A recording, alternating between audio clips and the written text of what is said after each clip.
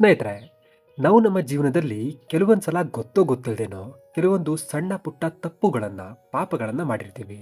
ಆ ತಪ್ಪುಗಳನ್ನ, ಪಾಪಗಳನ್ನ ನಾವು ಈಗ ಸರಿ ಮಾಡ್ಕೋಬೇಕು, ಈ ಜನ್ಮದಲ್ಲೇ ಪಾಪ ಮುಕ್ತರಾಗಬೇಕು ಅನ್ನೋದಕ್ಕೆ ಸಾಕಷ್ಟು ದಾರಿಗಳನ್ನ ಹುಡುಕ್ತಿರ್ತೀವಿ. ಅಥವಾ ದೇವರ ಪೂಜೆ, ಪುನಸ್ಕಾರ, ದಾನ, ಧರ್ಮಗಳನ್ನ ಮಾಡ್ತಿರ್ತೀವಿ. ಸೊ ನಾವೆಲ್ಲಾದ್ರೂ ನಮಗೆ ಗೊತ್ತು ಗೊತ್ತಿಲ್ದೇನೋ ಸಣ್ಣ ಪುಟ್ಟ ಅಥವಾ ದೊಡ್ಡದೇ ತಪ್ಪುಗಳನ್ನ ಆಲ್ರೆಡಿ ಮಾಡಿಬಿಟ್ಟಿದ್ದೀವಿ. ನಮಗದರ ಪಶ್ಚಾತ್ತಾಪ ಆಗ್ತಿದೆ.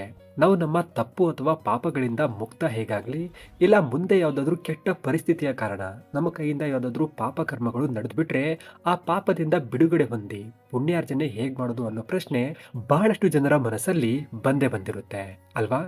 ನೋಡಿ, ಪಾಪಗಳಿಂದ ಮುಕ್ತರಾಗಿ ಆಗಿಂದಾಗ್ಲೇ ಪುಣ್ಯಾರ್ಜನೆ ಮಾಡೋದಕ್ಕೆ ಜಗತ್ತಲ್ಲಿ ಒಂದು ಸುಂದರವಾದ, ಸರಳವಾದ ದಾರಿ ಇದೆ. ಈ ದಾರಿಯನ್ನ ಪಾಲಿಸಿದ್ರೆ ಸಾಕು, ನಮ್ಮ ಪಾಪ ಕರ್ಮಗಳು ನಾಶವಾಗಿ ಪುಣ್ಯ ನಮ್ಮನ್ನ ಅದಾಗದೆ ಹುಡ್ಕೊಂಡ್ಬರುತ್ತೆ. ಇಲ್ಲ ನಮ್ಮ ಕೈಲಿ ಆ ದಾರಿಯಲ್ಲಿ ನಡೆಯಕ್ಕಾಗ್ತಿಲ್ಲ, ಕಷ್ಟ ಆಗ್ತಿದೆ ಅಂದ್ರೂ ಪರವಾಗಿಲ್ಲ, ಜಸ್ಟ್ ಆ ದಾರಿ ಬಗ್ಗೆ ಕೇಳಿದ್ರೂ ಸಾಕು, ಅದ್ರ ಬಗ್ಗೆ ಮನನ ಮಾಡ್ಕೊಂಡ್ರೂ ಸಾಕು, ನಮ್ಮ ಎಲ್ಲಾ ಪಾಪ ಕರ್ಮಗಳು ಕಡಿಮೆಯಾಗಿ ನಮಗೆ ನವಜೀವನದ ದಾರಿ ಸಿಕ್ಕಾಗುತ್ತೆ.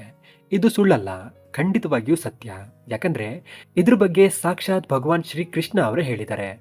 ಸೊ ಯಾವುದು ಆ ಮಹಾನ್ ದಾರಿ, ಹೇಗೆ ಪಾಲಿಸೋದು ಅದನ್ನ, ಅಥವಾ ಹೇಗೆ ಕೇಳೋದು ಅದ್ರ ಬಗ್ಗೆ, ಎಲ್ಲಿ ಹೇಳಿದ್ದಾರೆ ಅದ್ರ ಬಗ್ಗೆ ಅನ್ನೋದನ್ನ ಇವತ್ತಿನ ಕಥೆಯಲ್ಲಿ ನಮ್ಗೆ ತಿಳ್ಕೊಳ್ಳೋದಕ್ಕೆ ಸಿಗುತ್ತೆ. ಸೊ ಗಮನ ಇಟ್ಟು ಪೂರ್ತಿ ಕತೆ ಕೇಳಿ. ಇದರಲ್ಲಿ ಇಬ್ರು ಪಾಪಿ ಕಳ್ಳರು ಅವರ ಜೀವನದಲ್ಲಿ ತುಂಬಾನೇ ದೊಡ್ಡ ದೊಡ್ಡ ಪಾಪ ಕರ್ಮಗಳನ್ನ ಮಾಡಿರ್ತಾರೆ. ಆದ್ರೂ ಅವರಲ್ಲಿ ಒಬ್ಬ ಕಳ್ಳ ಪಾಪ ಮುಕ್ತಿಗಾಗಿ ಈ ಮಹಾನ್ ದಾರಿಯ ಬಗ್ಗೆ ಕೇಳಿದ್ದಕ್ಕೆ ಅವನ ಪಾಪಗಳಿಗೆ ಮುಕ್ತಿ ಸಿಗುತ್ತೆ. ಮತ್ತೆ ಆ ದಾರಿಯನ್ನ ಅವನ ಜೀವನದಲ್ಲಿ ಅಳವಡಿಕೆ ಮಾಡಿಕೊಂಡು ಅದನ್ನ ಪಾಲಿಸಿದ್ದಕ್ಕೆ ಅವನ ಬಾಳು ಬಂಗಾರ ಆಗುತ್ತೆ. ಸೊ ಯಾರೆಲ್ಲ ನಾವು ಬಹಳ ದೊಡ್ಡ ತಪ್ಪು ಮಾಡ್ಬಿಟ್ಟಿದೀವಿ ಅಂತ ಯೋಚನೆ ಮಾಡ್ತಿರ್ತೀರೋ, ಅಥವಾ ಎಲ್ಲಿ ನಮ್ಮ ಕೈಯಿಂದ ಯಾವ್ದಾದ್ರು ತಪ್ಪು ನಡೆದ್ಬಿಟ್ರೆ ಏನ್ ಮಾಡೋದು ಅನ್ನೋ ಡೌಟ್ ಅಲ್ಲಿರೋರು ತಪ್ಪದೇ ಈ ಕತೆ ಕೇಳಿ. ಇದರಲ್ಲಿ ನಿಮ್ಮ ಈ ಎಲ್ಲಾ ಪ್ರಶ್ನೆಗಳಿಗೆ ಸರಿಯಾದ ಉತ್ತರ ಸಿಗುತ್ತೆ. ಹಾಗೆ ಈ ಕಥೆಯಲ್ಲಿ ಬರೋ ಒಂದು ಮುಖ್ಯ ವಿಷಯ ನಮ್ಮ ಜೀವನಕ್ಕೆ ಒಂದು ಹೊಸ ದಾರಿದೀಪವಾಗುತ್ತೆ. ಹಾಗಾದ್ರೆ ಕೇಳಿ. ಒಂದೂರಲ್ಲಿ ಇಬ್ರು ಕಳ್ಳರು ವಾಸವಾಗಿರ್ತಾರೆ. ಅವರು ಪ್ರತಿದಿನ ಬೇರೆಯವರ ಮನೆಯಿಂದ ವಸ್ತುಗಳನ್ನ ಕದ್ದು ತಂದು ಅವುಗಳನ್ನ ಮಾರಿ ಮನೆ ನಡೆಸೋದು, ಜೀವನ ನಡೆಸೋದು ಮಾಡ್ತಿರ್ತಾರೆ. ಮೊದಲ ಕಳ್ಳನ ಹೆಸರು ಮಹೇಶ, ಎರಡನೇ ಕಳ್ಳನ ಹೆಸರು ಮಾಧವ ಅಂತ ಆಗಿರುತ್ತೆ. ಮಹೇಶನಿಗೆ ಮದುವೆ ಆಗಿ ಮುದ್ದಾದ ಒಬ್ಬ ಗಂಡು ಮಗ ಮತ್ತೆ ಒಬ್ಳು ಹೆಣ್ಣು ಮಗಳಿರ್ತಾಳೆ. ಅವನಿಗೆ ಪತ್ನಿ, ತಂದೆ ತಾಯಿ ಎಲ್ಲ ಇದ್ದು ಅವ್ರದ್ದೊಂದು ತುಂಬು ಕುಟುಂಬ ಆಗಿರುತ್ತೆ. ಮಾಧವನಿಗೂ ಮದುವೆ ಆಗಿರುತ್ತೆ, ಆದ್ರೆ ಅವನಿಗೆ ತಂದೆ ತಾಯಿ ಇರಲ್ಲ. ಪತ್ನಿ ಮತ್ತೆ ಒಬ್ಬನೇ ಒಬ್ಬ ಗಂಡು ಮಗ ಇರ್ತಾನೆ. ಜೊತೆಗೆ ಒಬ್ಳು ಮದುವೆ ವಯಸ್ಸಿಗೆ ಬಂದಿರೋ ತಂಗಿ ಕೂಡ ಇರ್ತಾಳೆ. ಮಹೇಶ ಮತ್ತೆ ಮಾಧವ ಅವರವರ ಪರಿವಾರವನ್ನ ಸಾಕೋದಕ್ಕೆ ಪರಿಶ್ರಮದ ದಾರಿ ಬಿಟ್ಟು ಕಳ್ಳತನದ ತಪ್ಪು ದಾರಿ ಹಿಡಿದಿರ್ತಾರೆ.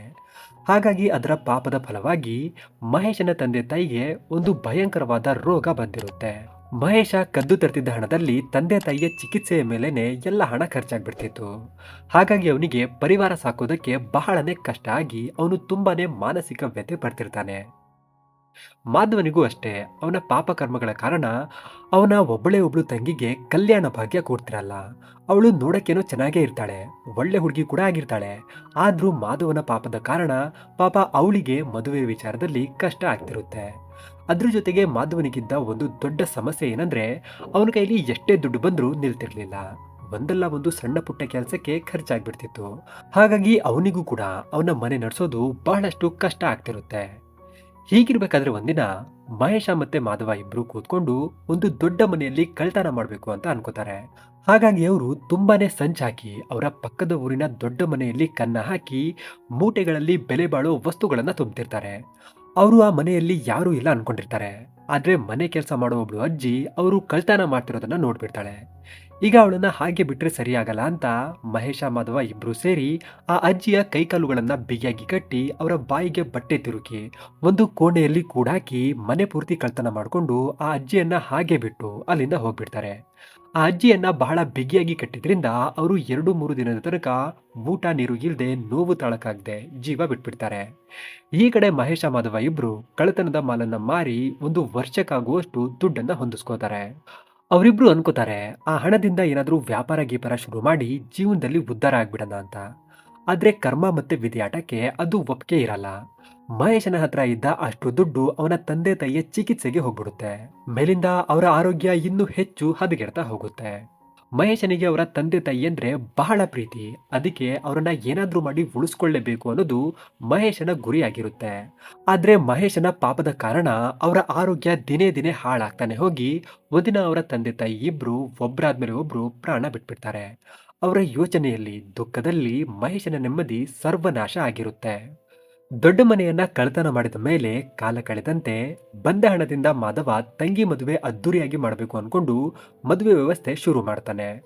ಮಾಧವನ ಅದೃಷ್ಟಕ್ಕೆ ಅವನ ತಂಗಿಗೆ ಒಬ್ಬ ಒಳ್ಳೆ ವರ ಕೂಡ ಸಿಗ್ತಾನೆ. ಮಾಧವನ ಮನೆಯಲ್ಲಿ ಮದುವೆ ಸಡಗರ ಅದ್ದೂರಿಯಾಗಿ ನಡೀತಿರುತ್ತೆ. ಲಗ್ನ ಪತ್ರಿಕೆಗಳನ್ನೆಲ್ಲ ಹಂಚಿ ಇನ್ನೇ ನಾಳೆನೆ ಮದುವೆ ಅನ್ನುವಷ್ಟರಲ್ಲಿ ಮಾಧವನ ಪಾಪದ ಫಲವಾಗಿ ಅವಳ ತಂಗಿ ಬೇರೆಯವರನ್ನ ಇಷ್ಟಪಟ್ಟು ಮದುವೆ ಮನೆಯಿಂದ ಓಡೋಗ್ಬಿಡ್ತಾಳೆ. ಮಾಧವನಿಗೆ ಅದರಿಂದ ತುಂಬಾನೇ ಅವಮಾನ ಆಗುತ್ತೆ. ಅವಮಾನ ತಾಳಕ್ಕಾಗದೆ ಮಾಧವನಿಗೆ ತುಂಬಾನೇ ಕೋಪ ಬಂದು ಅವಳ ತಂಗಿ ಮತ್ತೆ ಅವನ ಪ್ರಿಯತಮನನ್ನ ಕೊಂದಾಕ್ಬೇಕು ಅಂತ ಅವರನ್ನ ತುಂಬಾನೇ ಹುಡುಕ್ತಾನೆ. ಅವನ ಹುಡುಕಾಟದಲ್ಲಿ ಅವಳ ತಂಗಿ ಏನೂ ಸಿಗಲ್ಲ. ಆದ್ರೆ ಅವನ ಜೊತೆಗಿದ್ದ ಅವನ ಒಬ್ಬನೇ ಒಬ್ಬ ಮಗ ಆಕಸ್ಮಿಕವಾಗಿ ಹಳ್ಳಕ್ಕೆ ಬಿದ್ದು ಕೈ ಕಾಲು ಸೊಂಟ ಮುರ್ಕೊಂಡು ಅರೆ ಜೀವ ಆಗಿ ಹಾಸಿಗೆ ಹಿಡಿದ್ಬಿಡ್ತಾನೆ. ಹೀಗಿರ್ಬೇಕಾದ್ರೆ ಒಂದಿನ ಮಹೇಶ ಮತ್ತೆ ಮಾಧವ ಇಬ್ರು ಕೂತ್ಕೊಂಡು ಅವರ ಜೀವನದಲ್ಲಿ ಇದೇನ್ ನಡೀತಿದೆ ಅಂತ ಮಾತುಕತೆ ನಡೆಸ್ತಾರೆ. ಮತ್ತೆ ಅವರಿಗೆ ಅವರ ಕಳ್ಳತನದ ಪಾಪದ ಕಾರಣ ಅವರ ಜೀವನದಲ್ಲಿ ಇಷ್ಟೆಲ್ಲಾ ನೋವುಗಳು ಬರ್ತಿದೆ ಅಂತ ಗೊತ್ತಾಗುತ್ತೆ. ಹಾಗಾಗಿ ಅವರಿಬ್ರು ಇವತ್ತಿಂದ ಕಳ್ಳತನವನ್ನ ಬಿಟ್ಟಾಕಿ ಹೊಸ ಜೀವನ ಪ್ರಾರಂಭ ಮಾಡೋಣ ಅಂತ ಯೋಚನೆ ಮಾಡ್ತಾರೆ. ಆದ್ರೆ ಹಿಂದೆ ಮಾಡಿರೋ ಪಾಪ ಸುಮ್ಮನೆ ಬಿಡುತ್ತಾ? ಮಹೇಶನ ಇಬ್ರು ಮಕ್ಕಳಿಗೂ ಅವರ ಅಜ್ಜಿ ತಾತನಿಗೆ ಬಂದಿದ್ದ ಅದೇ ರೋಗ ಬಂದ್ಬಿಡುತ್ತೆ. ಮಹೇಶನ ಮನಸ್ಥಿತಿ ಈಗ ಹೇಳಕ್ಕಾಗದಿರೋಷ್ಟು ಹದಗೆಟ್ಟು ಹೋಗುತ್ತೆ. ಅವನು ಏನೇ ಮಾಡಿದ್ರು ಮಕ್ಕಳ ಕಾಯಿಲೆ ವಾಸಿ ಆಗ್ತಾನೆ ಇರಲ್ಲ. ಕಾಲ ಕಳೆದಂತೆ ಈ ಕಡೆ ಹಳ್ಳಕ್ಕೆ ಬಿದ್ದು ಹಾಸಿಗೆ ಹಿಡಿದಿದ್ದ ಮಾಧವನ ಮಗ ಹುಷಾರ್ ಆಗ್ದೇನೆ ಪರಮಾತ್ಮನ ಪಾದ ಸೇರ್ಕೊಂಡ್ಬಿಡ್ತಾನೆ. ಒಳ್ಳೆಯವರಾಗ್ತೀವಿ ಅಂತ ಅನ್ಕೊಂಡ್ರು ಮಹೇಶ ಮತ್ತೆ ಮಾಧವನ ಪಾಪಗಳು ಅವರಿಗೆ ಅವರ ಪಾಪದ ಫಲವನ್ನ ಕೊಟ್ಟೇ ತೀರುತ್ತೆ, ಮತ್ತೆ ಇನ್ನು ಕೊಡ್ತಾನೆ ಇರುತ್ತೆ. ಹೀಗಿರ್ಬೇಕಾದ್ರೆ ಮಹೇಶ ಮಾಧವನಿಗೆ ನಮ್ಮ ಪಾಪದ ಕಾರಣ ನಮಗೆ ಉಳಿಗಾಲ ಇಲ್ಲ, ನಾವು ನಾಶ ಆಗೋದು ಖಂಡಿತ ಅಂತ ಹೇಳ್ತಾನೆ. ಆಗ ಮಾಧವ, ಇಲ್ಲ, ನಮ್ಮ ಪಾಪದ ಪ್ರಾಯಶ್ಚಿತ್ತಕ್ಕಾಗಿ ಏನಾದ್ರೂ ಒಂದು ದಾರಿ ಇದ್ದೇ ಇರುತ್ತೆ, ಹುಡುಕಿದ್ರೆ ದೇವರೇ ಸಿಗ್ತಾನಂತೆ, ಇನ್ನ ನಮ್ಮ ಪಾಪ ಪ್ರಾಯಶ್ಚಿತ್ತಕ್ಕಾಗಿ ಒಂದು ದಾರಿ ಸಿಗಲ್ವಾ ಅಂತ ಅವರಿಬ್ರು ಮಾತಾಡ್ಕೊಂಡು ಯಾರಾದ್ರೂ ಜ್ಞಾನಿಗಳನ್ನ ಹುಡುಕಿ ಅವರ ಜೀವನಕ್ಕೆ ಒಂದು ದಾರಿ ಕಂಡ್ಕೊಳ್ಳೋಣ ಅಂತ ನಿರ್ಧಾರ ಮಾಡ್ತಾರೆ. ಹೀಗೆ ಅವರಿಬ್ರು ತಿಳಿದವರು ಸಾಧು ಸಂತರು ಜ್ಞಾನಿಗಳನ್ನ ಹುಡುಕ್ತಾ ಬರ್ತಿರುವಾಗ ಅವರಿಗೊಂದು ಗುರು ಆಶ್ರಮ ಕಾಣಿಸುತ್ತೆ.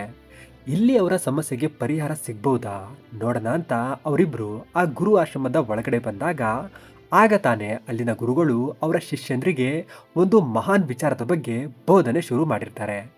ಗುರುಗಳು ಮಹೇಶ ಮತ್ತೆ ಮಾಧವ ಅಲ್ಲಿಗೆ ಬಂದಿದ್ದನ್ನ ನೋಡಿ ಮುಗುಳ್ನಾಗ್ತಾರೆ. ಮಾಧವ ಮತ್ತೆ ಮಹೇಶ ಇಬ್ರು ಗುರುಗಳ ಒಪ್ಪಿಗೆ ತಗೊಂಡು ಅವರು ಸಹ ಗುರುಗಳು ಹೇಳ್ತಿದ್ದ ಬೋಧನೆ ಕೇಳ್ತೀವಿ ಅಂತ ಅಲ್ಲೇ ಪಕ್ಕದಲ್ಲೇ ಕೂತ್ಕೊಂಡು ಗುರುಗಳ ಬೋಧನೆ ಕೇಳ್ತಾರೆ. ಗುರುಗಳು 3-4 ಗಂಟೆಗಳ ಕಾಲ ಬಹಳ ಅಚ್ಚುಕಟ್ಟಾಗಿ ಒಂದು ವಿಷಯವನ್ನ ಬೋಧನೆ ಮಾಡ್ತಾರೆ. ಅದನ್ನ ಕೇಳ್ತಾ ಕೇಳ್ತಾ ಮಹೇಶ ಮತ್ತೆ ಮಾಧವನಿಗೆ ಅವರ ಪಾಪಗಳ ಅರಿವಾಗಿ ಕಣ್ಣಲ್ಲಿ ಕಂಬನಿ ಹರಿತಿರುತ್ತೆ. ಅಷ್ಟೊಂದು ಸೊಗಸಾದ ಬೋಧನೆ ಅದಾಗಿರುತ್ತೆ.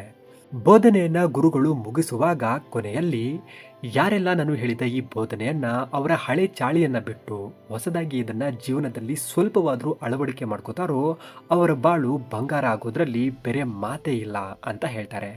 ಮತ್ತೆ ಯಾರೆಲ್ಲ ಈಗ ಗಮನವಿಟ್ಟು ಶ್ರದ್ಧಾ ಭಕ್ತಿಯಿಂದ ಇಲ್ಲುವರೆಗೂ ಈ ಬೋಧನೆಯನ್ನ ಕೇಳಿದಿರೋ ಅವರ ಹಳೆ ಪಾಪವೆಲ್ಲ ನಿಶ್ಚಿತವಾಗಿ ಮುಕ್ತವಾಗಿ ನಿಮಗೊಂದು ಹೊಸ ಜೀವನ ಸಿಕ್ಕಿದೆ ಅಂತ ಹೇಳ್ತಾರೆ. ಬೋಧನೆ ಮುಗಿದ ನಂತರ ಮಹೇಶ ಮತ್ತೆ ಮಾಧವ ಇಬ್ರು ನಮ್ಮ ಪಾಪ ಈಗ ಮುಕ್ತ ಆಗಿದೆಯಾ ಗುರುಗಳೇ ಅಂತ ಕೇಳ್ತಾರೆ. ಆಗ ಗುರುಗಳು, ನೀವು ಹಿಂದೆ ಯಾವುದೇ ಪಾಪ ಮಾಡಿದ್ರೂ ಪರವಾಗಿಲ್ಲ, ಶ್ರದ್ಧೆಯಿಂದ ಭಕ್ತಿಯಿಂದ ಗಮನ ಇಟ್ಟು ಈ ಬೋಧನೆಯನ್ನ ಕೇಳಿದಿರಾ ಅಂದ್ರೆ ನಿಮ್ಮ ಎಲ್ಲ ಪಾಪವು ನಿಶ್ಚಿತವಾಗಿಯೂ ಮುಕ್ತ ಆಗಿದೆ. ಹಾಗೂ ನೀವೆಲ್ಲಾದರೂ ಇದನ್ನ ಶ್ರದ್ಧಾ ಭಕ್ತಿಯಿಂದ ಪಾಲಿಸಿದ್ರೆ ಈ ಜ್ಞಾನ ನಿಮ್ಮನ್ನ ಇನ್ನೊಂದ್ಸಲ ಪಾಪ ಕೃತ್ಯಗಳನ್ನ ಮಾಡೋದಕ್ಕೆ ಬಿಡೋದೇ ಇಲ್ಲ. ಮತ್ತೆ ನಿಮ್ಮ ಹಳೆ ಪಾಪವನ್ನೇ ಪುನರಾವರ್ತಿಸದೆ ನಾನು ಮಾಡಿದ ಬೋಧನೆಯ ಒಳ್ಳೆ ದಾರಿಯಲ್ಲಿ ಪರಿಶ್ರಮದಿಂದ ಮುಂದೆ ಸಾಗ್ತೀವಿ ಅಂದ್ರೆ ಖಂಡಿತವಾಗಿಯೂ ನಿಮ್ಮ ಹತ್ರ ಕೆಡುಕು ಅನ್ನೋದು ಇನ್ನೊಂದ್ಸಲ ಸುಳಿದಿರೋ ಹಾಗೆ ಆ ಭಗವಂತ ನಿಮ್ಮನ್ನ ಕಾಪಾಡ್ತಾರೆ ಅಂತ ಹೇಳ್ತಾರೆ. ಅವರ ಮಾತನ್ನ ಕೇಳಿ ಮಹೇಶ ಮತ್ತೆ ಮಾಧವ ಇಬ್ಬರಿಗೂ ಪಾಪ ಮುಕ್ತರಾಗಿದ್ದೀವಿ ಅಂತ ಅವರಿಗೆ ತುಂಬಾನೇ ಸಂತೋಷ ಆಗುತ್ತೆ. ಹಾಗಾಗಿ ಅವರು ಗುರುಗಳ ಆಶೀರ್ವಾದ ತಗೊಂಡು ಮನೆಗೆ ವಾಪಸ್ ಬರ್ತಾರೆ. ಗುರುಗಳು ಹೇಳಿದ ಹಾಗೆ ಅವರ ಪಾಪ ಎಲ್ಲ ಈಗ ಮುಕ್ತ ಆಗಿರುತ್ತೆ. ಹಾಗಾಗಿ ಅವರು ಗುರುಗಳು ಹೇಳಿದ ದಾರಿಯಲ್ಲಿ ಅವರೀಗ ಬಹಳ ನಿಷ್ಠೆಯಿಂದ ಮುಂದೆ ಸಾಗ್ತಿರ್ತಾರೆ. ಕಾಲ ಕಳೆದಂತೆ ಮಹೇಶನ ಮಕ್ಕಳಿಗೆ ಚಿಕಿತ್ಸೆ ಫಲಕಾರಿಯಾಗಿ ಅವರು ಗುಣ ಆಗ್ತಾ ಬರ್ತಾರೆ. ಅದನ್ನ ನೋಡಿ ಮಹೇಶನಿಗೆ ಬಹಳಷ್ಟು ಸಂತೋಷ ಆಗಿ ಗುರುಗಳು ಹೇಳಿದ ಒಂದೊಂದು ಮಾತುಗಳು ಸತ್ಯ ಅಂತ ಅವನು ಯಾವತ್ತೂ ಅವನ ಮನಸ್ಸನ್ನ ತಪ್ಪು ದಾರಿ ಕಡೆ ಹೋಗಕ್ ಬಿಡದೆ ಗುರುಗಳು ಹೇಳಿದ ದಾರಿಯಲ್ಲಿ ನಿಷ್ಠೆಯಿಂದ ನಡಿತೀನಿ ಅಂತ ದೃಢ ನಿರ್ಧಾರ ಮಾಡ್ತಾನೆ. ಈ ಕಡೆ ದಿನ ಕಳೆದಂತೆ ಮಾಧವ ಗುರುಗಳು ಹೇಳಿದ ದಾರಿ ಪಾಲಿಸೋದಿಲ್ಲ. ಅವನು ಇದೆಲ್ಲ ಕೇಳೋದಕ್ಕಷ್ಟೇ ಚಂದ, ಪಾಲಿಸೋದಕ್ಕಲ್ಲ ಅಂತ ಅದನ್ನ ನಿರ್ಲಕ್ಷ್ಯ ಮಾಡಿರ್ತಾನೆ. ಆದ್ರೆ ಅವನು ಆ ಅದ್ಭುತ ಜ್ಞಾನವನ್ನ ಬರೀ ಕೇಳಿದ ಮಾತ್ರಕ್ಕೆ ಅವನ ಎಲ್ಲ ಪಾಪ ಮುಕ್ತ ಆಗಿರುತ್ತೆ. ಹಾಗಾಗಿ ಅವನ ಎಲ್ಲ ಕಷ್ಟಗಳು ಪರಿಹಾರ ಆಗಿ ಅವನ ಪತ್ನಿ ಮತ್ತೊಂದ್ಸಲ ಗರ್ಭಿಣಿ ಆಗಿರ್ತಾಳೆ. ಆಗ ಮಾಧವ ಯೋಚನೆ ಮಾಡ್ತಾನೆ, ಬರೀ ಅವರ ಬೋಧನೆ ಕೇಳಿದ್ದಕ್ಕೆ ನನ್ನ ಎಲ್ಲ ಕಷ್ಟ ಸರಿಯಾಯಿತು. ಎಲ್ಲಾದರೂ ನಾನು ಇನ್ನೊಂದ್ಸಲ ಪಾಪ ಮಾಡಿ ಮತ್ತೆ ಅವರ ಬೋಧನೆಯನ್ನ ಕೇಳಿದ್ರೆ ಮತ್ತೆ ನನಗೆ ಕ್ಷಮೆ ಸಿಗ್ಬಹುದಾ ಅಂತ ಕೆಟ್ಟ ಯೋಚನೆ ಮಾಡ್ತಾನೆ. ಇದ್ರ ಬಗ್ಗೆ ಮಾಧವ ಮಹೇಶನ ಜೊತೆ ಮಾತುಕತೆ ನಡೆಸಿ ಮತ್ತೊಂದ್ಸಲ ಕೊನೆ ಸಲ ಕಳ್ತನ ಮಾಡೋಣ ಅಂತ ಪ್ರೇರೇಪಿಸ್ತಾನೆ. ಆದ್ರೆ ಆ ಗುರುಗಳು ಮಾಡಿದ್ದ ಬೋಧನೆಯನ್ನ ಬರೀ ಕೇಳಿಸ್ಕೊಳ್ಳೋದಷ್ಟೇ ಅಲ್ಲದೆ ಅದನ್ನ ಜೀವನದಲ್ಲಿ ಅಳವಡಿಕೆ ಮಾಡ್ಕೊಂಡಿದ್ದಕ್ಕೆ ಆ ಜ್ಞಾನದ ಶಕ್ತಿ ಮಹೇಶನಿಗೆ ಎಷ್ಟು ಸ್ಫೂರ್ತಿ ನೀಡಿರುತ್ತೆ ಅಂದ್ರೆ ಅವನು ಅದನ್ನ ಪಾಲಿಸ್ತಿದ್ರಿಂದ ಆ ಜ್ಞಾನ ಅವನಿಗೆ ಮತ್ತೊಂದ್ಸಲ ಆ ಕೆಟ್ಟ ದಾರಿ ತುಳಿಯೋದಿರ್ಲಿ ಅದ್ರ ಬಗ್ಗೆ ಯೋಚನೆ ಮಾಡೋಕ್ಕೂ ಬಿಡಲ್ಲ. ಮಹೇಶ, ಇಲ್ಲ, ನಾನು ಮತ್ತೆ ಆ ಪಾಪದ ಕೆಲಸ ಮಾಡಲ್ಲ. ನನಗೆ ಹೊಸ ಜೀವನ ಸಿಕ್ಕಿದೆ, ನಾನು ಅದನ್ನ ಹಾಳು ಮಾಡ್ಕೊಳ್ಳೋದಿಲ್ಲ. ನಿನಗೂ ಸಿಕ್ಕಿದೆ, ನೀನು ಆ ಯೋಚನೆ ಬಿಟ್ಟು ಒಳ್ಳೆಯವನಾಗು ಅಂತ ಹೇಳಿ ಮಹೇಶ ಮಾಧವನ ಮಾತು ಕೇಳಿಯೂ ಕೇಳ್ದೇನೆ ಅಲ್ಲಿಂದ ಮನೆಗೆ ವಾಪಸ್ ಬಂದ್ಬಿಡ್ತಾನೆ. ಆದ್ರೆ ಮಾಧವ ಮಾತ್ರ ಒಂದ್ಸಲ ಸಿಕ್ಕ ಕ್ಷಮೆಯನ್ನ ಉಪಯೋಗ ಮಾಡ್ಕೊಳ್ದೆ ಅವನಿಗೆ ಸಿಕ್ಕ ಅಮೂಲ್ಯ ಜ್ಞಾನವನ್ನ ಜೀವನದಲ್ಲಿ ಅಳವಡಿಕೆ ಮಾಡ್ಕೊಳ್ದೆ ಹಳೆ ತಪ್ಪನ್ನೇ ಪುನರಾವರ್ತನೆ ಮಾಡ್ತಾನೆ. ಮಹೇಶನನ್ನ ಪುಕ್ಲ ಮುಟ್ಟಾಳ ಅನ್ಕೋತಾನೆ. ಒಂದೊಳ್ಳೆ ದಾರಿ ಸಿಕ್ಕಿದೆ, ಗುರುಗಳೇ ಹೇಳಿದ್ದಾರೆ ನಾವ್ ಏನೇ ಪಾಪ ಮಾಡಿದ್ರು ಆ ಬೋಧನೆಯನ್ನ ಕೇಳಿದ್ರೆ ಸಾಕು, ನಮ್ಮ ಎಲ್ಲಾ ಪಾಪ ಮುಕ್ತ ಆಗಿ ಹೊಸ ಜೀವನ ಸಿಗುತ್ತೆ ಅಂತ. ಅದನ್ನ ಬಳಸ್ಕೊಳ್ಳೋದನ್ನ ಬಿಟ್ಟು ಹೀಗೆ ಹೆದರ್ಕೊಂಡು ಹೋಗ್ತಿದ್ದಾನಲ್ಲ, ಎಂತ ದೊಡ್ಡ ಮೂರ್ಖ ಇರ್ಬೋದು ಇವನು. ನಾನು ಮತ್ತೆ ದೊಡ್ಡ ಮನೆಯಲ್ಲಿ ಕಳ್ತನ ಮಾಡ್ತೀನಿ, ಮತ್ತೆ ಗುರುಗಳ ಬೋಧನೆ ಕೇಳ್ತೀನಿ, ಅಲ್ಲಿಗೆ ಮತ್ತೆ ನನ್ನ ಪಾಪ ಪರಿಹಾರ ಆಗುತ್ತೆ ಅಂತ ಮಾಧವ ಮತ್ತೊಂದ್ಸಲ ಅವನು ಒಂದು ದೊಡ್ಡ ಮನೆಗೆ ಒಬ್ಬನೇ ಕಳ್ತನಕ್ಕೆ ಹೋಗ್ತಾನೆ.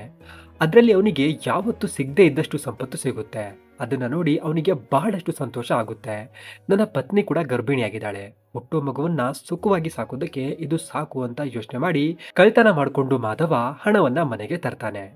ಕಾಲ ಕಳೀತಾ ಬರುತ್ತೆ. ಮಾಧವ ಗುರುಗಳ ಬೋಧನೆ ಕೇಳಬೇಕು ಕೇಳಬೇಕು ಅಂತ ತುಂಬಾನೇ ಚಡಪಡಿಸ್ತಿರ್ತಾನೆ.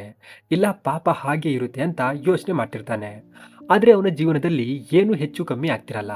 ಅದಕ್ಕೆ ಅವನು ಏನೂ ಆಗ್ತಿಲ್ಲ, ಹೋದ್ಸಲ ಕೇಳಿದ ಬೋಧನೆಯ ಶಕ್ತಿಯೇ ಇಲ್ಲಿವರೆಗೂ ಪರಿಣಾಮ ತೋರಿಸ್ತಿದೆ ಅಂತ ಅನ್ಕೊಂಡು ಆರಾಮವಾಗಿ ಕಾಲ ಕಳೀತಾನೆ. ಅವನ ಪತ್ನಿಯ ಹೆರಿಗೆ ಸಮಯ ಹತ್ರ ಬರುತ್ತೆ. ಆದ್ರೆ ಅವಳ ಪತ್ನಿ ಹೆರಿಗೆಯಾದ ಮರುಕ್ಷಣಕ್ಕೆ ಆ ಮಗು ತೀರ್ ಹೋಗುತ್ತೆ. ಮಾಧವನ ಪತ್ನಿಗೆ ಆಗ ಬಹಳ ದುಃಖದ ಜೊತೆ ಮಾಧವನ ಮೇಲೆ ಕೆಟ್ಟ ಕೋಪ ಹೋಗ್ತಿರುತ್ತೆ.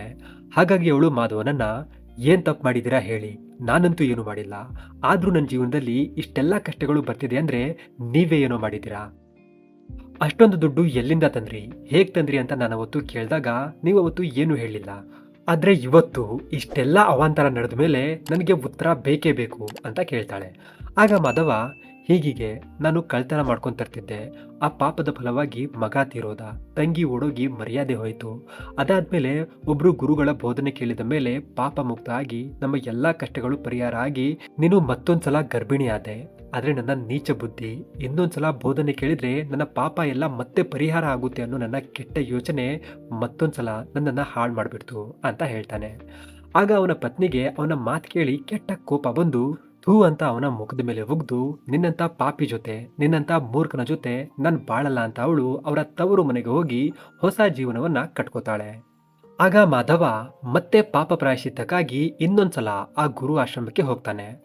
ಗುರುಗಳು ಮತ್ತೆ ಬೋಧನೆ ಮಾಡ್ತಾರೆ. ಆದ್ರೆ ಈ ಸಲ ಮಾಧವನಲ್ಲಿ ಆ ಮಹಾಜ್ಞಾನವನ್ನ ಮತ್ತೊಂದ್ಸಲ ಗ್ರಹಣೆ ಮಾಡುವಷ್ಟು ಆಸಕ್ತಿ, ಶ್ರದ್ಧೆ, ಭಕ್ತಿ ಮೊದಲಿನಷ್ಟು ಇರಲ್ಲ. ಹಾಗಾಗಿ ಅವನು ಎಷ್ಟೇ ಕಷ್ಟಪಟ್ಟು ಧ್ಯಾನ ಕೊಡ್ತೀನಿ ಅವರ ಮಾತಿನ ಮೇಲೆ ಅಂತ ಅವರ ಮಾತು ಕೇಳೋದಕ್ಕೆ ಪ್ರಯತ್ನ ಪಟ್ರು ಈ ಸಲ ಅವನ ಮನಸ್ಸು ಅವರ ಮಾತು ಕೇಳೋದಕ್ಕೆ ಬಿಡೋದೇ ಇಲ್ಲ. ಆ ಜ್ಞಾನ ಈ ಸಲ ಅವನಿಗೆ ಪ್ರಯೋಜನಕ್ಕೆ ಬಾರದೇ ಇರೋದು ಅಂತ ಅನ್ಸಿ ಅವನು ಅದನ್ನ ಗಮನ ಕೊಟ್ಟು ಕೇಳ್ದೇನೆ ಅಲ್ಲಿಂದ ಎದ್ದೋಗ್ಬಿಡ್ತಾನೆ. ಮತ್ತೆ ಅದೇ ಹಳೆಯ ತಪ್ಪನ್ನ ಬಾರಿ ಬಾರಿ ಮಾಡ್ತಾ ಕಳ್ತನ ಮಾಡ್ತಿರ್ತಾನೆ. ಮತ್ತೆ ತುಂಬಾ ಸಲ ಕಳ್ತನ ಮಾಡ್ತಾ ಸಿಗಾಕೊಂಡು ತುಂಬಾ ಜನರ ಹತ್ರ ಹೊದೆ ತಿಂತ ಅವನ ಜೀವನವನ್ನ ನರಕದ ಹಾಗೆ ಕಳೀತಾನೆ. ಇನ್ನೊಂದ್ ಕಡೆ ಮಹೇಶ ಗುರುಗಳು ಹೇಳಿದ ಬೋಧನೆಯನ್ನ ಬರೀ ಕೇಳಿರಲ್ಲ, ಅವನು ಅದನ್ನ ಜೀವನದಲ್ಲಿ ಅಳವಡಿಕೆ ಮಾಡ್ಕೊಂಡಿರ್ತಾನೆ. ಅದಕ್ಕೆ ಆ ಜ್ಞಾನದ ಶಕ್ತಿ ಅವನಲ್ಲಿ ಆಳವಾಗಿ ಬೆಳೆದಿರುತ್ತೆ. ಆ ಜ್ಞಾನ ಅವನಲ್ಲಿ ಕೆಟ್ಟ ವಿಚಾರಗಳನ್ನ ಹುಟ್ಟೋದಕ್ಕೆ ಬಿಡ್ತಾನೆ ಇರಲ್ಲ. ಅವನಿಗೇನಾದ್ರೂ ಸಣ್ಣ ಪುಟ್ಟ ತಪ್ಪುಗಳನ್ನ ಅಥವಾ ಕೆಡುಕು ಮಾಡಬೇಕು ಅಂತ ಅನ್ಸಿದ ಕೂಡ್ಲೆ ಅವನನ್ನ ಯಾರೋ ಕೈ ಹಿಡಿದು ಹಿಂದೆ ಕೆಳಿತಿದಾರೇನೋ ಅನ್ನೋ ಹಾಗೆ ಅನಿಸ್ತಿರುತ್ತೆ. ಅಷ್ಟೊಂದು ಶಕ್ತಿ ಆ ಜ್ಞಾನದ ಮಾತುಗಳಲ್ಲಿರುತ್ತೆ. ಅದಕ್ಕೆ ಅವನು ಬಾರಿ ಬಾರಿಯ ಜ್ಞಾನದ ಬಗ್ಗೆ ಯೋಚನೆ ಮಾಡ್ತಾ ಅದ್ರ ಬಗ್ಗೆನೇ ಇನ್ನೂ ಹೆಚ್ಚು ಅಧ್ಯಯನ ಮಾಡ್ತಾ ಅವನ ಅಕ್ಕಪಕ್ಕದಲ್ಲಿ ಕೆಟ್ಟ ವಿಚಾರಗಳು ನಡೀದೇ ಇರೋ ಹಾಗೆ ನೋಡ್ಕೋತಾನೆ. ಅದರಿಂದ ಅವನ ಮನಸ್ಸಲ್ಲಿ ನಕಾರಾತ್ಮಕತೆನೆ ಹುಟ್ಟಬಾರದು ಅನ್ನುವಷ್ಟು ಚೆನ್ನಾಗಿ ಅವನ ಮನಸ್ಸು ಆ ಜ್ಞಾನದ ಕಾರಣ ದಾರಿಗೆ ಬಂದಿರುತ್ತೆ. ಹೀಗೆ ಇಬ್ರು ಕಳ್ಳರಲ್ಲಿ ಒಬ್ಬ ಕಳ್ಳ ಜ್ಞಾನವನ್ನ ಸರಿಯಾಗಿ ಅರ್ಥ ಮಾಡ್ಕೊಂಡು ಅದನ್ನ ಜೀವನದಲ್ಲಿ ಸರಿಯಾಗಿ ಅಳವಡಿಕೆ ಮಾಡಿಕೊಂಡು ಭಗವಂತನ ಪ್ರೀತಿ ಪಾತ್ರನಾಗ್ತಾನೆ. ಮತ್ತೆ ಭೂಮಿಯಲ್ಲೇ ಸ್ವರ್ಗ ಸುಖವನ್ನ ಅನುಭವಿಸ್ತಾನೆ. ಆದ್ರೆ ಅವನ ಜೊತೆಯಲ್ಲೇ ಜ್ಞಾನಾರ್ಜನೆ ಮಾಡಿದ ಮತ್ತೊಬ್ಬ ಕಳ್ಳ ಆ ಜ್ಞಾನವನ್ನ ಸರಿಯಾಗಿ ಅರ್ಥ ಮಾಡ್ಕೊಳ್ತೆ ಅದನ್ನ ಅವನ ಜೀವನದಲ್ಲಿ ಅಳವಡಿಕೆ ಮಾಡ್ಕೊಳ್ದೆ ಆ ಜ್ಞಾನವನ್ನ ದುರುಪಯೋಗ ಮಾಡ್ಕೋಬೇಕು, ಅದರ ಶಕ್ತಿಯನ್ನ ಕೆಟ್ಟದಾಗಿ ಬಳಸ್ಕೋಬೇಕು ಅಂತ ಯೋಚನೆ ಮಾಡಿ ಮತ್ತೊಂದ್ಸಲ ತಪ್ಪು ದಾರಿ ತುಳಿದಿದ್ದಕ್ಕೆ ಅವನು ಸರ್ವನಾಶ ಆಗಿ ಬದುಕಿರುವಾಗ್ಲೇ ನರಕ ಯಾತನೆಯನ್ನ ಅನುಭವಿಸ್ತಿರ್ತಾನೆ. ಸೊ ಸ್ನೇಹಿತರೆ, ಈಗಾಗಲೇ ತುಂಬಾ ಜನರಿಗೆ ನಾನು ಯಾವ ಜ್ಞಾನದ ಬಗ್ಗೆ ಮಾತಾಡ್ತಿದ್ದೀನಿ ಅನ್ನೋದು ಗೊತ್ತಾಗಿರುತ್ತೆ. ಗೊತ್ತಾಗಿಲ್ಲ ಅಂದ್ರೆ ಆ ಮಹಾಜ್ಞಾನವೇ ಭಗವಾನ್ ಶ್ರೀಕೃಷ್ಣ ಅವರು ಅರ್ಜುನನಿಗೆ ಹೇಳಿದ ಭಗವದ್ಗೀತೆ. ಈ ಪುಸ್ತಕದ ಜ್ಞಾನದಲ್ಲಿ ಎಷ್ಟೊಂದು ಶಕ್ತಿ ಇದೆ ಅಂದ್ರೆ ಅದು ಅಜ್ಞಾನಿಗಳನ್ನ ತಾನಾಗಿ ದೂರ ಇಟ್ಟು ಯಾರಲ್ಲಿ ಶ್ರದ್ಧೆ ಭಕ್ತಿ ಇದೆಯೋ ಅಂತವರನ್ನ ಮಾತ್ರ ಅದರ ಕಡೆ ಸೆಳೆದು ಈ ಜ್ಞಾನವೇ ಖುದ್ದಾಗಿ ಅದನ್ನ ಅಧ್ಯಯನ ಮಾಡೋದಕ್ಕೆ ಜನರನ್ನ ಆಯ್ಕೆ ಮಾಡುತ್ತೆ. ಎಲ್ಲರೂ ಈ ಜ್ಞಾನವನ್ನ ತಿಳ್ಕೊಳ್ಳೋದಕ್ಕೆ ಅಧ್ಯಯನ ಮಾಡೋದಕ್ಕೆ ಸಾಧ್ಯನೇ ಇಲ್ಲ. ನೀವು ಬೇಕಾದ್ರೆ ಟ್ರೈ ಮಾಡಿ ನೋಡಿ. ಭಗವದ್ಗೀತೆಯನ್ನ ಯಾರಾದ್ರೂ ಶ್ರದ್ಧೆ ಭಕ್ತಿ ಇಲ್ಲದ ವ್ಯಕ್ತಿಗಳಿಗೆ ಆ ಪುಸ್ತಕ ಕೊಟ್ಟು ನೋಡಿ, ಅವರು ಅದನ್ನ ಇಸ್ಕೋತಾರೆ, ಕಣ್ಣಿಗೊತ್ಕೊಂಡು ನಮಸ್ಕಾರನೂ ಮಾಡ್ತಾರೆ. ಆದ್ರೆ ಮನೆಗೆ ಹೋಗಿ ಅದನ್ನ ಮೂಲೆಗೆ ಬಿಸಾಕ್ತಾರೆ ಹೊರತು ಅದನ್ನ ಓಪನ್ ಸಹ ಮಾಡಿ ನೋಡಲ್ಲ. ಓಪನ್ ಮಾಡಿ ನೋಡಿದ್ರು ಕೂಡ ಒಂದೆರಡು ಪೇಜ್ ಓದೋದ್ರಲ್ಲೇ ಅವರಿಗೆ ಅದು ಬೇಜಾರು ಅನಿಸ್ಬಿಡುತ್ತೆ. ಹಾಗಾಗಿ ಅವರು ಅದನ್ನ ಎತ್ತಿಟ್ಬಿಡ್ತಾರೆ. ನಾವ್ ಅನ್ಕೋತೀವಿ ನಮ್ಗದ್ರಲ್ಲಿ ಆಸಕ್ತಿ ಇಲ್ಲದೆ ಅದನ್ನ ಬೇರೆ ಯಾವಾಗಾದ್ರೂ ಓದೋಣ ಅಂತ ಎತ್ತಿಟ್ಟಿದೀವಿ ಅಂತ. ಆದ್ರೆ ಇಲ್ಲ, ಆ ಪುಸ್ತಕನೇ ಅದರಲ್ಲಿರೋ ಮಹಾಜ್ಞಾನವೇ ನಮ್ಮನ್ನ ಅದರಿಂದ ದೂರ ಇಟ್ಟಿದೆ ಅಂತ ಅರ್ಥ. ನಾವು ಅದನ್ನ ತಿಳ್ಕೊಳ್ಳೋ ಪ್ರಯತ್ನ ಪಟ್ರೆ ಮಾತ್ರ ನಮಗದು ಸಿಗೋದೆ ಹೊರತು ಎಲ್ರಿಗೂ ಆ ಜ್ಞಾನದ ಸಿಹಿ ಸವಿಯೋದಕ್ಕೆ ಸಿಗಲ್ಲ. ಅದು ಜ್ಞಾನಿಗಳ ಸೊತ್ತಷ್ಟೇ. ಇಲ್ಲ ಎಲ್ರೂ ಅದನ್ನ ಓದಿ ಜೀವನದ ಮಹತ್ತರ ಜ್ಞಾನಾರ್ಜನೆ ಮಾಡ್ಕೊಂಡ್ಬಿಡ್ತಿದ್ರು. ಆ ಪುಸ್ತಕ ಎಲ್ರಿಗಾಗಿ ಅಲ್ಲ, ಆಯ್ದ ಜನರಿಗಾಗಷ್ಟೇ ಇರೋದು. ಆಸಕ್ತಿ ಇರೋ ಜ್ಞಾನಿಗಳಿಗೆ ಮಾತ್ರ ಇರೋದು. ಸೊ ನಿಮ್ಮಲ್ಲಿ ಅದನ್ನ ತಿಳ್ಕೋಬೇಕು ಅನ್ನೋ ಆಸಕ್ತಿ ಸ್ವಲ್ಪನಾದ್ರೂ ಇದ್ರೆ ಆ ಜ್ಞಾನ ನಿಮ್ಮನ್ನ ಆರಿಸಿದೆ ಅಂತ ಅರ್ಥ. ಹಾಗಾಗಿ ತಡ ಮಾಡದೆ ಸ್ವಲ್ಪ ಹೊತ್ತಾದ್ರೂ ಪ್ರತಿದಿನ ಆ ಪುಸ್ತಕವನ್ನ ಓದೋದಕ್ಕೆ ಪ್ರಯತ್ನ ಪಡಿ. ಅದರಲ್ಲಿರೋ ವಿಷಯವನ್ನ ಜೀವನದಲ್ಲಿ ಅಳವಡಿಕೆ ಮಾಡ್ಕೊಳ್ಳೋದಕ್ಕೆ ಪ್ರಯತ್ನ ಪಡಿ. ನಂತರ ನೋಡಿ, ಜೀವನದ ಎಲ್ಲ ಕಷ್ಟ ನಷ್ಟಗಳು ಆ ಜ್ಞಾನದ ಮಹಿಮೆಯಿಂದ ಮಾಯ ಆಗ್ಬಿಡುತ್ತೆ. ನೋಡಿ, ಗೀತೆಯ ಕೊನೆಯಲ್ಲಿ ಭಗವಾನ್ ಶ್ರೀಕೃಷ್ಣ ಅವರು ಅರ್ಜುನನಿಗೆ ಹೀಗಂತ ಹೇಳಿದ್ದಾರೆ: ನಮ್ಮ ಈ ಪವಿತ್ರ ಸಂಭಾಷಣೆಯನ್ನು ಯಾರು ಅಧ್ಯಯನ ಮಾಡುವನೋ ಅವನು ತನ್ನ ಬುದ್ಧಿಶಕ್ತಿಯಿಂದ ನನ್ನನ್ನು ಪೂಜಿಸುತ್ತಾನೆ. ಇದನ್ನು ಶ್ರದ್ಧೆಯಿಂದ ಮತ್ತು ಅಸೂಯೆಯಿಲ್ಲದೆ ಕೇಳುವ ಮನುಷ್ಯನು ಪಾಪಕರ್ಮಗಳಿಂದ ಮುಕ್ತನಾಗುತ್ತಾನೆ ಮತ್ತು ಪುಣ್ಯವಂತರು ವಾಸಿಸುವ ಶುಭ ಲೋಕಗಳನ್ನು ಸೇರುತ್ತಾನೆ ಅಂತ ಹೇಳಿದ್ದಾರೆ. ಸೊ ಸ್ನೇಹಿತರೆ, ಭಗವದ್ಗೀತೆ ಅನ್ನೋದು ಬರೀ ಒಂದು ಪುಸ್ತಕ ಮಾತ್ರ ಅಲ್ಲ, ಅದೊಂದು ಮಹಾಜ್ಞಾನ. ಯೋಗ್ಯತೆ ಇರೋ ಜ್ಞಾನಿಗಳು ಮಾತ್ರ ಅಧ್ಯಯನ ಮಾಡಬಹುದಾದಂತಹ ಮಹಾಕಾವ್ಯ. ಯಾರೆಲ್ಲ ಹಳೆ ಪಾಪಕರ್ಮಗಳಿಗೆಲ್ಲ ಪ್ರಾಯಶ್ಚಿತ್ತ ಮಾಡಿಕೊಂಡು ಜೀವನದಲ್ಲಿ ಮುಂದೆ ಬರಬೇಕು, ಪುಣ್ಯಾರ್ಜನೆ ಮಾಡಬೇಕು ಅಂತಿದ್ದೀರೋ ಅವರ ಮುಂದೆ ಇರೋ ಸರಳ ವಿಕಲ್ಪ ಶ್ರದ್ಧಾ ಭಕ್ತಿಯಿಂದ ಭಗವದ್ಗೀತೆಯ ಅಧ್ಯಯನ ಮಾಡಿ ಅದರಲ್ಲಿರೋ ವಿಷಯಗಳನ್ನ ಜೀವನದಲ್ಲಿ ಅಳವಡಿಕೆ ಮಾಡ್ಕೊಳ್ಳೋದು. ಇದರಲ್ಲಿ ಎಂತೆಂಥ ಅದ್ಭುತವಾದ ವಿಷಯಗಳಿದೆ ಅಂದ್ರೆ ಹೊಸದಾಗಿ ಇದನ್ನ ಓದೋರು ಅಥವಾ ಅದನ್ನ ಕೇಳೋರಿಗೆ ಅದನ್ನ ಕೇಳ್ತಾ ಕೇಳ್ತಾ ಕಣ್ಣಲ್ಲಿ ಕಂಬನಿ ಬರೋದಂತೂ ಖಂಡಿತ. ಅಷ್ಟೊಂದು ಅದ್ಭುತವಾದ ಪುಸ್ತಕ ಭಗವದ್ಗೀತೆ. ಜೀವನದ ಯಾವುದೇ ಪ್ರಶ್ನೆಗಳೇ ಇರಲಿ, ಸುಖ ಸಂತೋಷ ಕಷ್ಟ ದುಃಖ ಸಾವು ನೋವು ಆತ್ಮ ಪರಮಾತ್ಮ ಮನಸ್ಸು ಎಲ್ಲದರ ವಿಷಯವನ್ನ ನಾವು ಬರೀ ಈ ಒಂದು ಪುಸ್ತಕದಿಂದ ತಿಳ್ಕೋಬಹುದು. ಒಂದು ಸಲ ಭಗವದ್ಗೀತೆಯಲ್ಲಿರೋ ವಿಚಾರಗಳ ಬಗ್ಗೆ ಸಂಪೂರ್ಣವಾಗಿ ಏನ್ ಬೇಡ, ಸ್ವಲ್ಪನಾದ್ರೂ ಅದರ ಬಗ್ಗೆ ತಿಳ್ಕೊಂಡು ಅದನ್ನ ಜೀವನದಲ್ಲಿ ಅಳವಡಿಕೆ ಮಾಡ್ಕೊಳ್ತಾ ಬಂದ್ರೆ ನಿಜವಾಗ್ಲೂ ಈ ಭೂಲೋಕ ಅನ್ನೋದು ಸ್ವರ್ಗ ಅನ್ನೋ ಹಾಗೆ ನಮ್ಗೆ ಫೀಲ್ ಆಗೋದಕ್ಕೆ ಶುರುವಾಗುತ್ತೆ. ನಾನು ಯಾರು ಭಗವದ್ಗೀತೆಯನ್ನ ಗಟ್ಟೊಡ್ದು ಬರೀ ಬಿಲ್ಡಪ್ ಕೊಡ್ತಿರ್ತಾರೋ ಅವ್ರ ಬಗ್ಗೆ ಹೇಳ್ತಿಲ್ಲ. ಯಾರು ಇದನ್ನ ಶ್ರದ್ಧಾ ಭಕ್ತಿಯಿಂದ ಓದಿ ತಿಳ್ಕೊಂಡು ಇದರಲ್ಲಿರೋ ವಿಚಾರಗಳನ್ನ ತಮ್ಮ ಜೀವನದಲ್ಲಿ ಅಳವಡಿಕೆ ಮಾಡ್ಕೊಂಡಿರ್ತಾರೋ ಅವ್ರ ಬಗ್ಗೆ ಹೇಳ್ತಿದ್ದೀನಿ. ಅಂಥವರಿಗೆ ಮಾತ್ರ ಜೀವನ ಸ್ವರ್ಗ ಅಂತ ಅನ್ಸೋದು, ಎಲ್ರಿಗೂ ಅನ್ಸಲ್ಲ. ಹಾಗಾಗಿ ಸ್ನೇಹಿತರೆ, ಜೀವನದಲ್ಲಿ ಒಂದ್ಸಲನಾದ್ರೂ ಈ ಪುಸ್ತಕದ ಬಗ್ಗೆ ತಿಳ್ಕೊಳ್ಳೋದಕ್ಕೆ ಪ್ರಯತ್ನ ಪಟ್ಟು ನೋಡಿ. ಸ್ವತಃ ಪ್ರಭು ಶ್ರೀ ಕೃಷ್ಣನೇ ನಮ್ಮ ಪಕ್ಕದಲ್ಲೇ ಇದ್ದಾನೇನೋ, ನಮ್ಮನ್ನ ಕೈ ಹಿಡಿದು ನಮ್ಮ ಮುಂದಿನ ಜೀವನದ ಕಡೆ ಕರ್ಕೊಂಡು ಹೋಗ್ತಿದ್ದಾನೇನೋ ಅನ್ನೋ ಹಾಗೆ ನಮಗೆ ಭಾಸ ಆಗ್ತಿರುತ್ತೆ.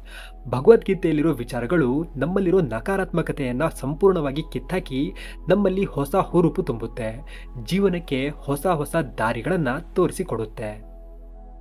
ಸೊ ಸ್ನೇಹಿತರೆ, ಭಗವದ್ಗೀತೆಯ ಮಹಾನತೆಯ ಬಗ್ಗೆ ಸಣ್ಣದಾಗಿ ಕಥೆಯ ಮುಖಾಂತರ ಹೇಳೋದಕ್ಕೆ ಪ್ರಯತ್ನ ಪಟ್ಟಿದ್ದೀನಿ.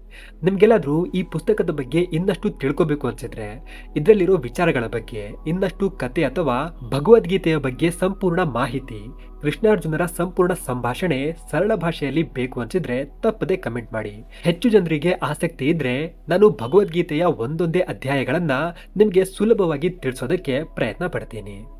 ಕತೆ ಇಷ್ಟ ಆಗಿದ್ರೆ ಮರೀದೆ ಒಂದು ಲೈಕ್ ಮಾಡಿ. ಹಾಗೆ ಈ ಕತೆ ಬಗ್ಗೆ ನಿಮಗೆ ಅನ್ಸಿದ್ದೇನಾದ್ರೂ ಒಂದನ್ನ ಕಮೆಂಟ್ ಮಾಡಿ. ಮತ್ತೆ ಇವತ್ತಿನ ಕಥೆಯಿಂದ ನಿಮಗೇನಾದ್ರೂ ಹೊಸದ್ ಕಲಿಯೋದಕ್ಕೆ ಸಿಕ್ಕಿದ್ರೆ ವಿಡಿಯೋನ ನಿಮ್ಮ ಸ್ನೇಹಿತರು ಹಾಗೂ ನಿಮ್ಮ ಪರಿವಾರದವರ ಜೊತೆಗೂ ಶೇರ್ ಮಾಡಿ. ಹಾಗೆ ಇದೇ ತರಹದ ಒಳ್ಳೊಳ್ಳೆ ವಿಚಾರಗಳ ಬಗ್ಗೆ ನಿಮಗೆ ಇನ್ನಷ್ಟು ಕತೆಗಳು ವಿಡಿಯೋಗಳು ಬೇಕು ಅನ್ಸಿದ್ರೆ ನಮ್ಮ ಚಾನಲ್ನ ಸಬ್ಸ್ಕ್ರೈಬ್ ಮಾಡಿಕೊಂಡು ಬೆಲ್ ಐಕನ್ನ ಪ್ರೆಸ್ ಮಾಡ್ಕೊಳ್ಳಿ. ಹೊಸ ವಿಡಿಯೋ ಅಪ್ಲೋಡ್ ಆದ ತಕ್ಷಣ ನಿಮಗೆ ನೋಟಿಫಿಕೇಶನ್ ಸಿಗ್ತಿರುತ್ತೆ. ಧನ್ಯವಾದಗಳು.